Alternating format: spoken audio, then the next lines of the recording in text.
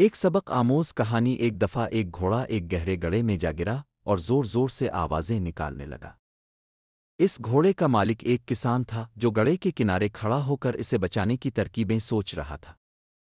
کافی دیر تک کوشش کرنے کے بعد جب اسے کوئی حل نہ سوجھا تو اس نے ہار مان لی اور خود کو تسلی دینے لگا کہ یہ گھوڑا اب بوڑھا ہو چکا ہے، میرے کسی کام کا نہیں رہا، اور ویسے بھی اس گڑھے کو کسی نہ کسی دن بند کرنا ہی ہے، تو بہتر ہے کہ اسے یوں ہی دفن کر دیتے ہیں۔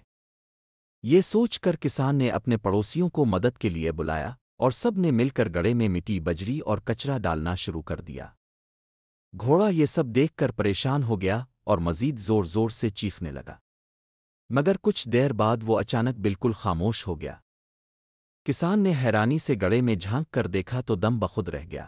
ہر بار جب گھوڑے پر مٹی اور کچرا پھینکا جاتا وہ اسے جھٹک کر نیچے گرا دیتا اور پھر اسی گنر ہوئی مٹی پر قدم رکھ کر اوپر چڑھ جاتا۔ یہ سلسلہ کافی دیر تک چلتا رہا۔ کسان اور اس کے پڑوسی مٹی پھینکتے رہے اور گھوڑا اسے جھاڑ کر اوپر آتا رہا یہاں تک کہ وہ گڑھے کے کنارے تک پہنچ گیا اور باہر نکل آیا۔ دیکھ کر سب حیرت زدہ رہ گئے۔ پارٹ 8 سبق: زندگی میں بھی ہمارے ساتھ اکثر ایسا ہوتا ہے، لوگ ہمارے اوپر تان و تشنی، الزام تراشی اور کردار کشی کا کچرا پھینکتے ہیں۔ کبھی سازشوں کا گڑھا، کبھی حسد کی مٹی، تو کبھی الزام کا کوڑا۔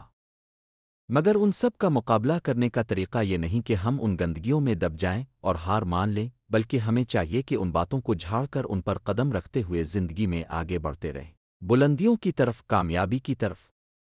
یاد رکھیں، زندگی کی ہر مشکل، ہر چیلنج، ہر تنقید ایک پتھر ہے۔ یہ ہمارے اختیار میں ہے کہ ہم ان پتھروں کے نیچے دب جائیں یا ان پتھروں کی سیڑھی بنا کر کامیابی کی چوٹی پر پہنچ جائیں۔ خاک ڈالنے والے ڈالتے رہیں، مگر پرعزم انسان کبھی اپنا راستہ نہیں بدلتا۔